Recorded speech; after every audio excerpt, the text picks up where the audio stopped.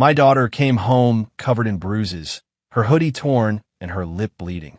My wife, Sarah, burst into tears. I said nothing, just walked into the kitchen, and from the bottom of the pantry, pulled out the butcher's cleaver the first hadn't touched in 20 years. 10 years of retirement. It seemed some people had forgotten the rules in Westgate. I was heading for the door when my daughter, Mia, grabbed my arm. Her eyes darted away. Dad, calm down. It was nothing. I just fell. Who did it? Nobody, really. Just then my phone rang. It was Manny, my old right-hand man, his voice tight with urgency. Jack, don't do anything crazy. Mia just took on the entire Northwood Prep basketball team by herself and wiped the floor with them. Jack O'Connell, you got some damn nerve. Letting your daughter lay a hand on my son? You think you're still the Tiger of Westgate? That was 10 years ago. Now you're just a washed-up nobody flipping burgers in a greasy spoon. I had just hung up with Manny, still trying to process the image of my daughter single-handedly demolishing a basketball team, when the diner door was kicked open. The man standing there was Donovan Price, decked out in designer clothes, a thick gold chain practically blinding me.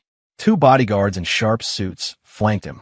He was half carrying a kid who must have been 6'5", the captain of the basketball team, Braden Price. Right now, Braden's face was a mess of purple and blue, his lips split open. He looked a hell of a lot worse than Mia. But with his daddy here, he was suddenly the victim, pointing a trembling finger at my daughter, his voice cracking. Dad, that's her. She's the one who beat me up. Donovan Price's beady eyes locked onto me, burning with rage. O'Connell, who the hell do you think you are? You dare touch my son? You give me an explanation, right now, or I swear to God I'll burn this pathetic diner to the ground. My wife, Sarah, turned pale, pulling Mia behind her and apologizing profusely. Mr. Price, we are so sorry. Kids will be kids. We'll pay for everything, the hospital bills, whatever you need. Pay, Donovan scoffed, kicking over a stool by the door. You think I need your money? What I want is you old bastard, on your knees, apologizing to my son. Sarah started shaking. I quietly placed the cleaver back in the kitchen. Not because I was scared, because I didn't want my wife and daughter to see blood. I took a deep breath, forcing the anger down. Donovan, you really have no idea why your son got his ass kicked, do you? A whole team of jocks from a fancy prep school picking on my daughter, and you have the balls to come here. Braden, his neck stiff, yelled, Who was picking on her? She started it. Mia tugged on my sleeve, her head down, silent. I know my daughter. She wouldn't throw a punch unless she was pushed way too far. Donovan wasn't interested in the truth. He jabbed a finger in my face. I don't care who started it. All I know is my son got hurt. O'Connell, I'm giving you 2 options. Either you kneel, or I make sure you can't survive in Westgate another day. He stepped closer, whispering so only I could hear. Times have changed, old man. This is my town now. Donovan Price's town. Your so-called rules? They belong in the garbage. My fist clenched, knuckles turning white. 10 years. It had been 10 whole years since anyone had dared to speak to me like that. I looked at his smug face and said, slowly, all right. Seeing me back down, Donovan thought I was broken. He grinned, patting my cheek in a final act of humiliation. That's more like it. You got to know your place. Tomorrow, you bring your daughter to the hospital. You're going to get on your knees and beg my son for forgiveness. And you're going to bring a check for $20,000 for his medical bills. Then we'll call it even. Otherwise, I guarantee you won't see the day after tomorrow. With that, he and his precious son swaggered out. Inside, Sarah held Mia, sobbing quietly. I stared at the overturned stool and the fresh boot print on my door. My eyes grew cold. Donovan, you can do whatever you want. But you should never, ever have touched my family. And you should never have forgotten my rules. To the next day, my diner didn't open. The health department, the fire marshal, licenses and inspections, one after another, they showed up. One minute, they were claiming my flour supplier wasn't up to code. The next, they were saying I had boxes blocking a fire exit. They slapped a collection of violation notices on my front door. I had 3 days to comply, or they'd revoke my business license for good. My neighbors kept their distance, whispering and pointing at my diner. See, you don't mess with Donovan Price. That Jack O'Connell thinks he's still some kind of big shot. The world's passed him by. Serve him right. A fry cook trying to take on a real estate mogul? He was asking for it. The words floated over, sharp and cold. Sarah sat inside, her eyes red and swollen. She hadn't slept all night. Jack, maybe we should just apologize. Mia has to go to school. We can't afford to fight these people. I put my hand on hers but didn't say anything. Apologize? If apologies worked, I never would have had to carve out a place for myself in Westgate with my own 2 hands. Mia came out of her room. She'd changed her clothes, but the bruise on her cheek was still dark. Dad, Mom, I'm so sorry. This is all my fault. She looked at the floor, her voice thick with guilt. This is not on you, I said, looking her in the eye. Tell me what happened. She hesitated for a moment before speaking softly. Braden and his friends. They're always picking on this kid in my class, Leo, stealing his lunch money, cornering him in the bathroom. I saw them doing it yesterday, and I just couldn't walk away. I understood. The girl has my temper. You did the right thing.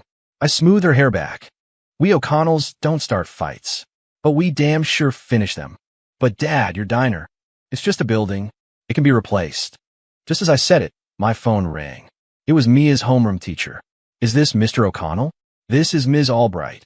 Her voice was cold, devoid of any warmth. Regarding Mia's assault on students from Northwood Prep, the school board has met and decided to proceed with her expulsion. I'll need you to come to the school to sign the necessary paperwork. Expulsion? A cold dread washed over me, followed by a surge of white-hot fury. Ms. Albright, you haven't even investigated what happened. On what grounds are you expelling my daughter? Investigated? She scoffed. Braden Price's family has already provided the hospital report. A mild concussion and multiple soft tissue contusions. For a young woman like Mia to inflict that kind of damage, her behavior is exceptionally violent. This is an educational institution. We have no place for students like her. I was shaking with rage. And what about Braden and his friends bullying another student?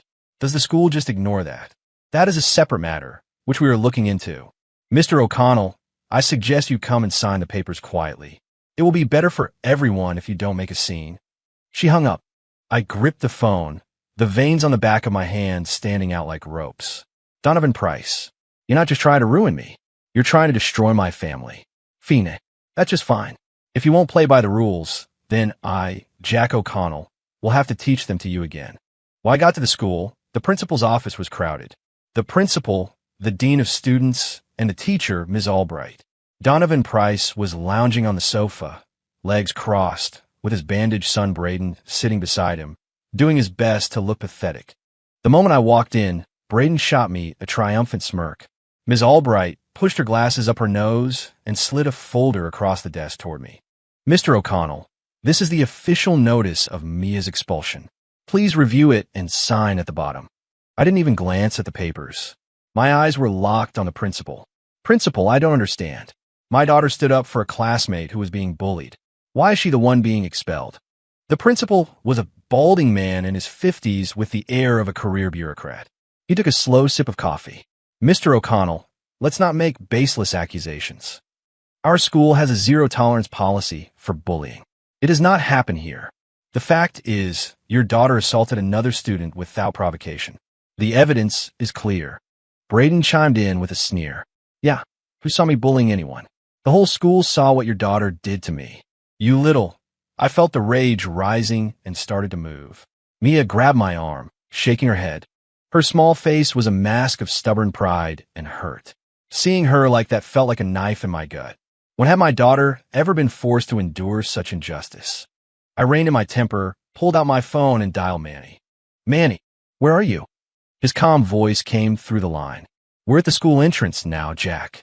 Good. Come on in. I hung up and offered the principal a slight smile. Principal, since you're all about evidence, let's take a look at some. The principal and Donovan exchanged a look of pure contempt. Donovan laughed out loud.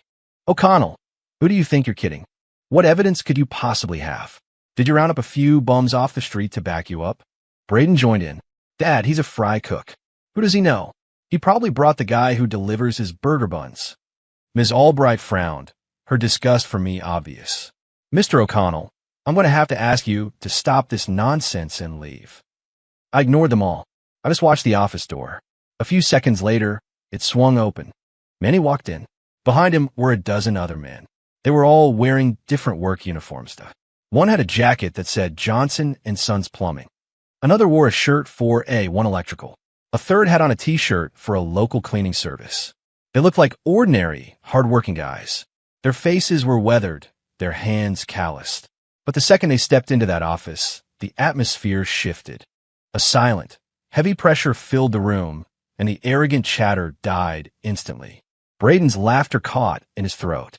The principal's coffee cup froze halfway to his lips. The smug look on Donovan Price's face slowly dissolved. He recognized some of them. 10 years ago, these were the men who had stood behind me. The men who had helped me write the rules in Westgate. Braden, still oblivious, sneered. What? You brought a bunch of plumbers. You planning on fixing the school's toilets? I didn't look at him. I just nodded to Manny. Manny pulled out a tablet and tapped the screen.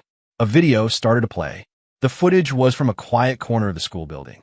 It showed Braden and his teammates cornering a smaller boy, punching and kicking him. Then my daughter appeared. She ran forward, shielding the boy with her own body. The video clearly showed Braden's crew shoving her first. And then it showed my daughter, by herself, taking down all 7 or 8 of them. The video was crystal clear, the angle perfect. There was no question who was in the right and who was in the wrong. I looked at the principal and Braden, whose faces had gone deathly pale, and spoke slowly. Principal, is this enough evidence for you? Sweat beaded on the principal's forehead. He couldn't figure it out. That corner of the building was a known blind spot for the security cameras. How could I have gotten this video? Braden was panicking, pointing at the tablet and shouting, It's fake. That's a deep fake. Dad, don't believe him. Donovan Price's face was a thundercloud. He glared at me, his eyes spitting murder. O'Connell, you set me up? I smiled a cold, sharp thing. Donovan, this is called presenting the facts. So, are we ready to discuss your son's little bullying problem and the matter of him filing a false report against my daughter? I turned back to the principal, my voice rising. And you, principal, your school was ready to ruin my daughter's future without a shred of evidence. Am I not entitled to an explanation for that? The principal wiped sweat from his brow, his eyes refusing to meet mine. Well, Mr. O'Connell, there seems to have been a misunderstanding. A misunderstanding? I scoffed, taking a step toward him. My daughter's reputation, her future, is nearly destroyed because of your misunderstanding. Tell me, how are we going to fix this? My crew stood behind me, silent, but their collective presence seemed to suck the air out of the room. These weren't thugs. They were electricians and plumbers, the ordinary men who keep this city running. But they were also the men who once stood with me, the ones who established the rules of Westgate with their fists. That fire, buried deep in their bones, never really goes out. Braden, terrified by the sheer intimidation, hid behind his father, trembling. Donovan, trying to maintain his composure, roared, O'Connell, don't you dare threaten us. You bring a mob into a school? You think I won't call the cops and have every single one of you arrested? I ignored him completely, my gaze fixed on the principal. I'm only going to ask you this once. Is my daughter's expulsion rescinded or not? And are you going to discipline Braden Price for his actions or not? Under my relentless stare, the principal finally broke. Yes, we'll rescind the expulsion. And Braden Price, he will face severe disciplinary action. Good. I nodded, then shifted my gaze to Braden, cowering behind his father. Now it's your turn. Apologize to my daughter and to the boy you bullied. Braden buried his face, refusing to speak. Donovan shielded him, his face contorted with fury. O'Connell, don't push it. My son will never apologize to you. Is that so? My voice dropped, losing all warmth. Donovan, I came here today to be reasonable. But if you're forcing me to settle this the old way. I paused, letting the words hang in the air. I promise you, you will regret it. Donovan's face turned purple, his chest heaving. He knew I wasn't bluffing. The tension in the office was thick enough to cut with a knife. Suddenly, Ms. Albright shrieked, This is outrageous. This is a gang. I'm calling the police. I'll have you all thrown in jail. I turned my head slowly to look at this woman who had been lying through her teeth from the very beginning. The police? I smiled, but it didn't reach my eyes. Go ahead. Make the call. But I should warn you, once they get here, we won't be talking about a schoolyard fight anymore. My friends here, while they were doing a little maintenance in your school, found some interesting things in your pipes. Things like records of where the expired food from the cafeteria really goes. And maybe, just maybe, records of how much money Donovan Price paid you to target my daughter. The color drained from Ms. Albright's face. She pointed a trembling finger at me, her lips moving, but no words came out. You're lying. Am I? I guess we can let the police figure that out. I turned my attention back to Donovan Price. So, Mr. Price, do you still think I'm dreaming? Donovan's expression shifted from anger to panic and back again. He never imagined I would come so prepared, with video evidence and leverage against the teacher. He glanced at the silent, imposing men behind me, then at the curious faces of teachers and students peering through the office windows. He knew he had lost. Continuing to fight would only make him look worse. Fine, you win, O'Connell. Donovan squeezed the words out through clenched teeth. He grabbed Braden, yanked him forward, and gave him a hard shove. You little bastard. Apologize to Mr. O'Connell and his daughter right now. Braden stumbled, catching his balance. He looked up, his face a storm of resentment. But one look at his father's murderous expression and his courage failed him. He shuffled over to me, lowered his head, and mumbled something incoherent. Louder! I can't hear you. Manny boomed from behind me. Braden flinched and practically screamed the words. I'm sorry. I was wrong.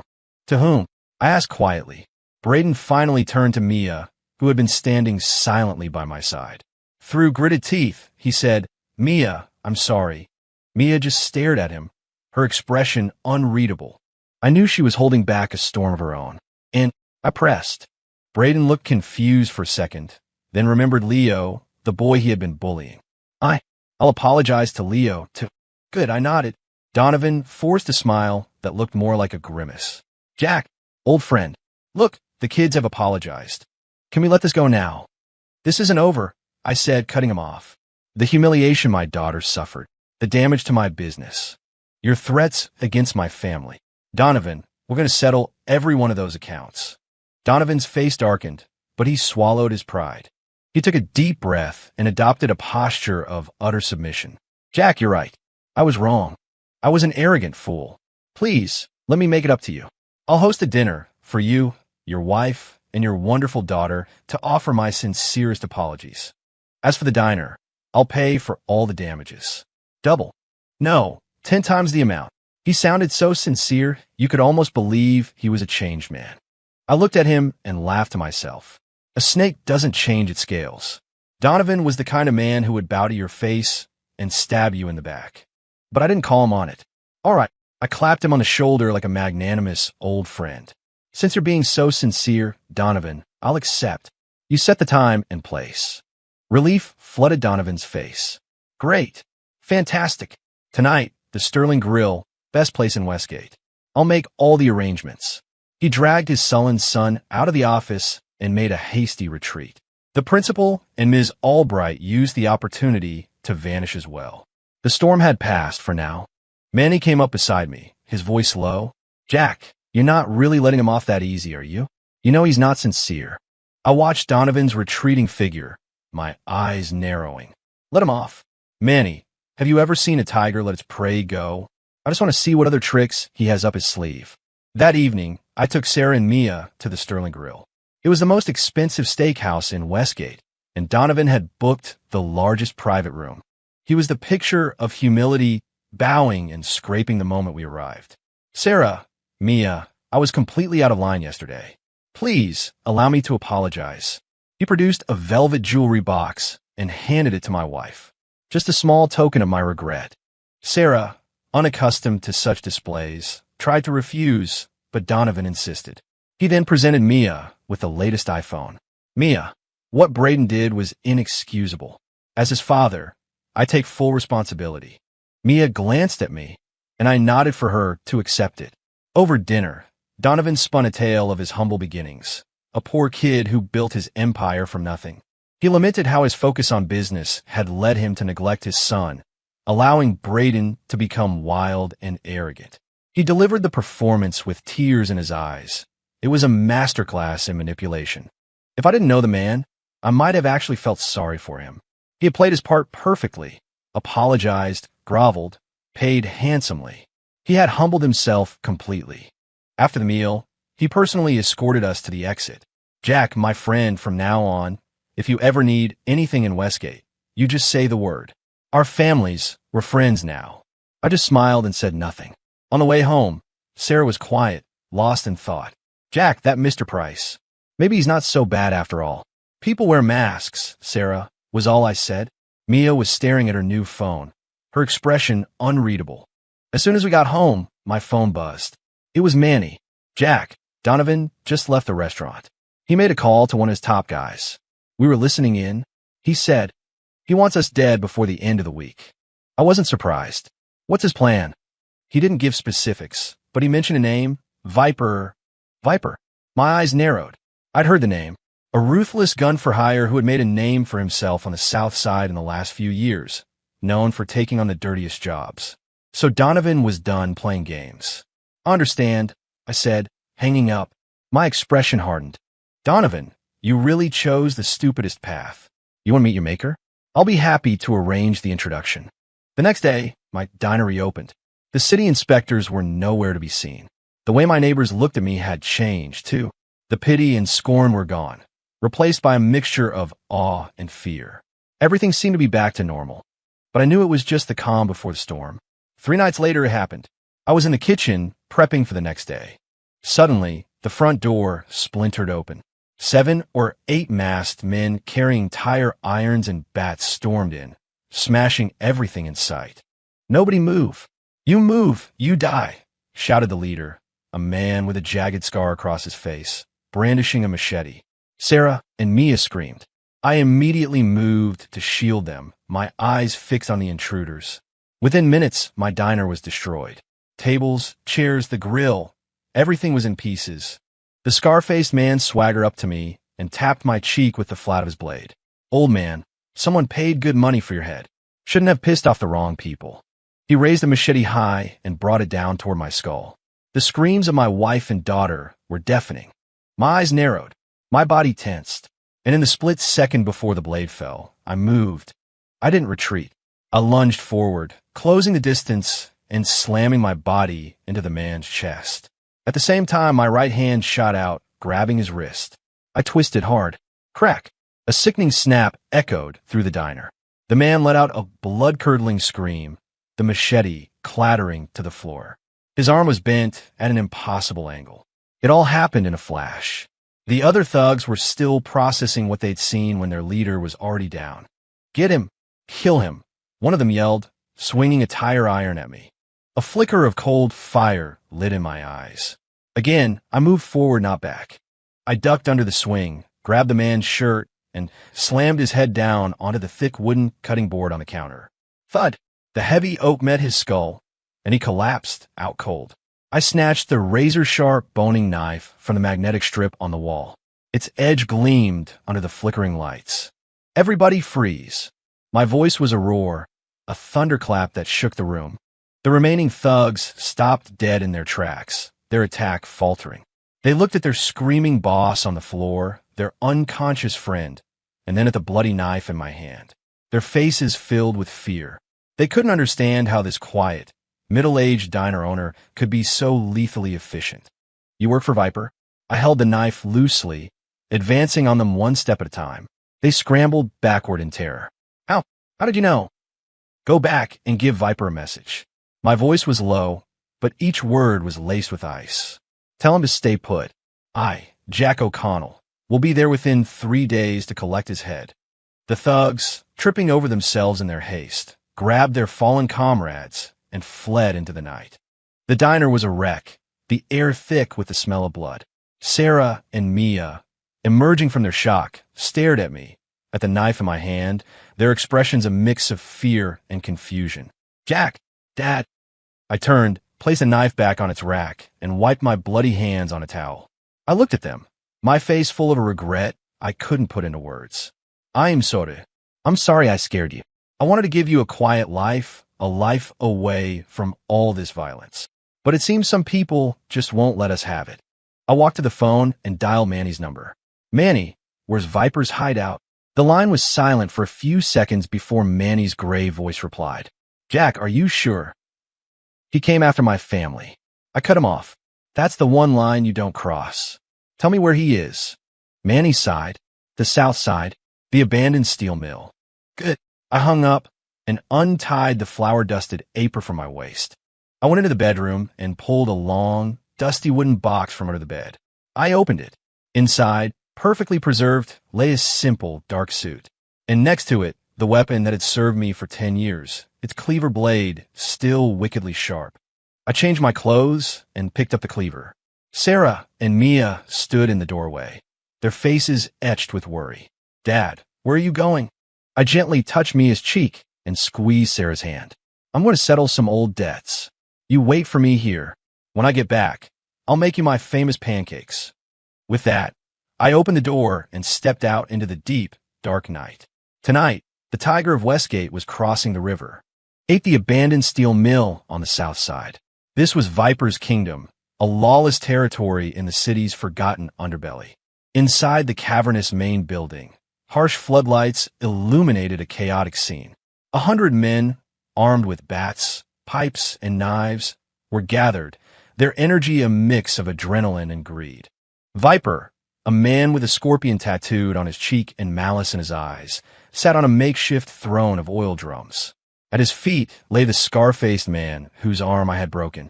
Useless piece of trash. Viper kicked the injured man hard. 8 of you couldn't take down one old man in a diner. The man cradled his shattered arm, whimpering in pain. Boss, that old guy, he ain't human. He's the devil.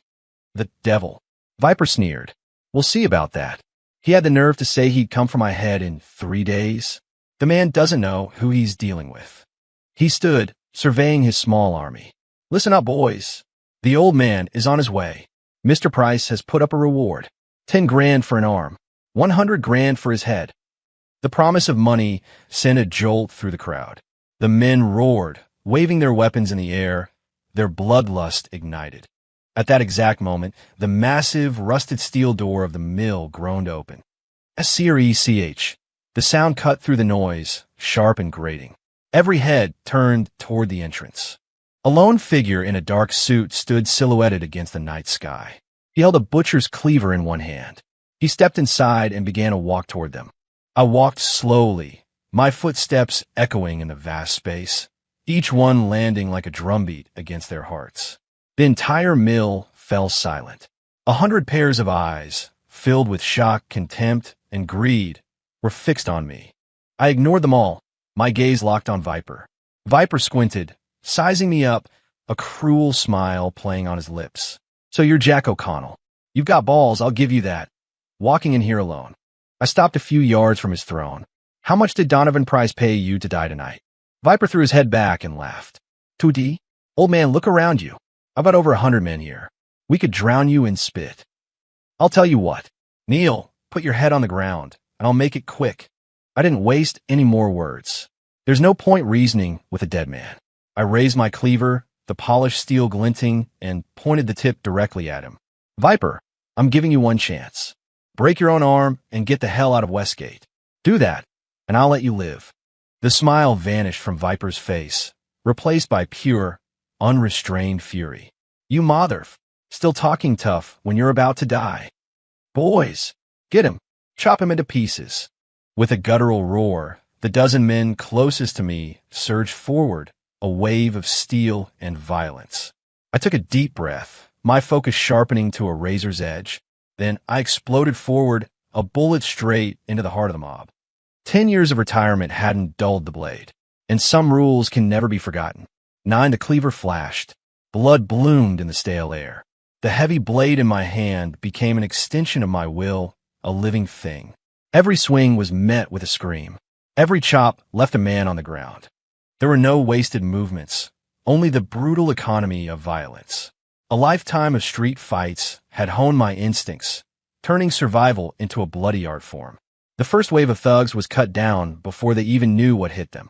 Broken arms, shattered legs. Their agonized cries filled the steel mill. The men behind them hesitated, their bloodlust turning to ice water in their veins. I didn't stop. I kept moving forward. My target was Viper.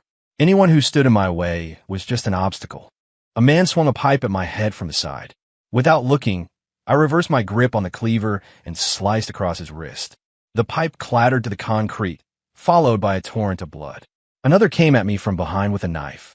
It was like I had eyes in the back of my head.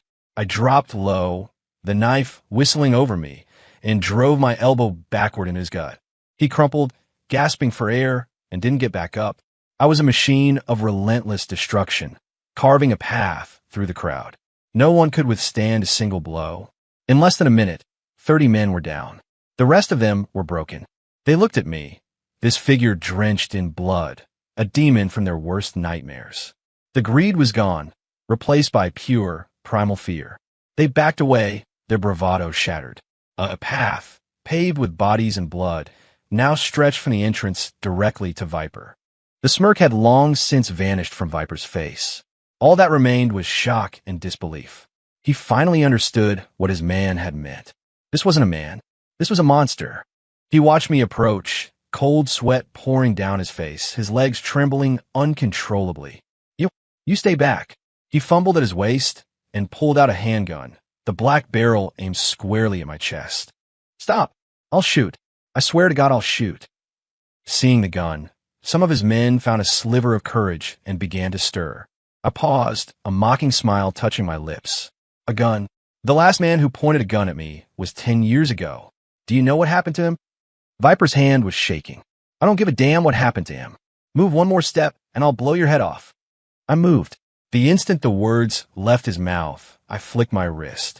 The heavy cleaver spun through the air, a silver blur of death. Thwack! The blade embedded itself deep into Viper's gun hand, pinning it with tremendous force to the corrugated steel wall behind him. Ag! Viper's shriek was inhuman. The gun fell from his limp fingers. I gave him no time to recover. I crossed the remaining distance in a heartbeat, my hand closing around his throat, and lifted him off the ground. Viper's feet kicked uselessly in the air. He clawed at my hand, his face turning a dark purple from lack of oxygen. His men watched, frozen, not one of them daring to intervene. I stared into his eyes, my voice a blade of ice. Now tell me, Donovan Price sent you, correct? He's at the docks. Warehouse. Viper choked out the words. Good. I got the answer I needed. My grip tightened. Crack. Viper's head lolled to the side. His body went limp. I dropped him like a bag of garbage. Then I walked to the wall, pulled my cleaver free, and turned to face the terrified crowd. From now on, the South Side belongs to me. Any objections? The steel mill was utterly silent. I walked out, cleaver in hand, leaving behind 100 men on their knees, trembling in the shadow of the tiger. Next, Donovan Price. 10 Westgate Docks, Warehouse 3. Donovan Price paced back and forth, anxiously awaiting news from Viper. He was surrounded by his most trusted bodyguards, all of them seasoned professionals. Outside, another 20 hired guns lay in ambush. He was confident that his trap was foolproof. Jack O'Connell was walking into his grave. Boss, it's a call. A bodyguard handed him a phone. Donovan saw Viper's name on the screen, and a wave of relief washed over him as he answered. Viper? Is it done? The voice that answered sent a chill down his spine. Donovan Price. Are you ready to die? Donovan felt like he'd been struck by lightning. The phone nearly slipped from his grasp. O'Connell. How? Where's Viper? He's already gone. Now it's your turn. I'm outside your warehouse. I'll give you 3 minutes to come out. Or I'm coming in. The line went dead. Donovan stared at the phone, his face ashen, a cold sweat drenching his shirt. Viper and 100 men. Gone? Just like that? What kind of monster was Jack O'Connell? Boss, what do we do? A bodyguard asked nervously. Fear gave way to a desperate, cornered animal rage. What are you afraid of? Donovan shrieked. He's just one man. We have guns. We have numbers. Nobody moves. Today, either he dies or we do. He tried to rally his men, but the tremor in his own voice betrayed his terror. 3 minutes passed. The warehouse door remained shut. I was done talking. I took a few steps back, then ran forward, planting a powerful kick on the sheet metal door. Boom! The heavy door buckled inward with a deafening crash, the lock bursting from its frame. I kicked it again. Boom! The door flew open. I stepped inside, my bloody cleaver held ready at my side. Inside, Donovan and his men were waiting. Seeing me there, alone, seemed to restore a sliver of his courage. O'Connell, you really are a fool. You walked right into my trap. He waved his hand. Get him. Kill him. $5 million to the man who kills him. The hired guns, their eyes red with greed, charged at me with a roar. I sneered, meeting them head on. It was another slaughter, but this time I was more ruthless, more final. These men were Donovan's last line of defense. I wanted him to watch, to see his last hope being systematically dismantled. The warehouse became a symphony of screams and steel. In the cavernous space, the sounds of carnage echoed off the walls. In less than 5 minutes, all 20 men were lying in pools of their own blood. The warehouse had become a slaughterhouse. Donovan and his few remaining bodyguards were huddled in a corner, shaking so violently they could barely stand. I walked toward him, my footsteps slow and deliberate. Each step was the sound of approaching death. No. Stay away. Please stay away. Donovan shrieked, so terrified he wet himself. Jack, Mr. O'Connell, I was wrong. I'm so sorry. Please spare me. I'll give you anything. Money. 100 million. 1 billion. He fell to his knees, slamming his head against the concrete floor, snot and tears streaming down his face. I stood over him, looking down at the pathetic wreck of a man. Money. You think the rules of Westgate can be bought and sold? I raised a cleaver. The moment you threatened my family, you sealed your fate. In your next life, try to remember the rules. The blade fell. Blood sprayed across the floor. Donovan Price's head rolled to a stop, his eyes wide open, frozen in a mask of eternal terror. I wiped my blade clean and turned to leave. Behind me, Donovan's bodyguards were paralyzed with fear. I left them alive. I wanted them to be messengers. I wanted them to tell everyone in Westgate what they saw here tonight. I wanted them to know that the tiger was back, and his rules were law again. The sky was beginning to lighten when I returned home. Sarah and Mia were waiting for me in the living room, their faces pale with worry. When they saw me walk through the door, the tension finally broke. I took off the dark suit, put on my apron, and went into the kitchen. Dad, you... Mia started to ask, but trailed off. I smiled. You two must be hungry. Just give me a minute. I'll make you some pancakes. The first rays of morning sun streamed through the diner windows, illuminating the clean, quiet space. Everything was calm again. But from that day forward, everyone in Westgate knew. The tiger was back, and he had only one rule. You don't touch his family. Ever.